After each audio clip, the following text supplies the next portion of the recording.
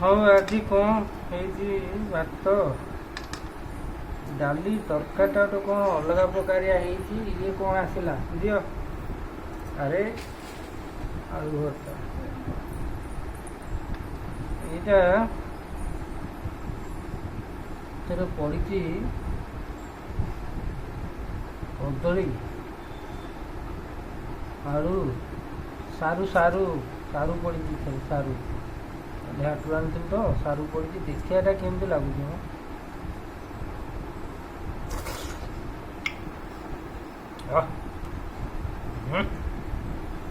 ବେସର ଦିଆ ହେଇକି ହେଇଛି ଆଉ ଖାଇବା।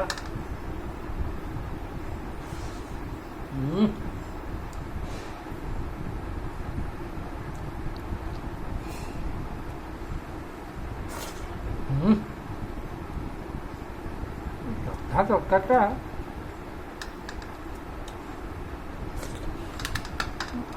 ଲାଗୁଛି ଖାଲି ଗଡ଼ ଗଡ଼ ଲାଗୁଛି।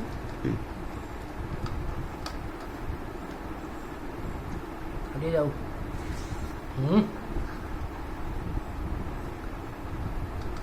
ମୁଁ ଯେଉଁ ଖାଉଛି ମୁଁ ଦେଖାଉନି କି କ'ଣ କଦଳୀ ଖାଉଛି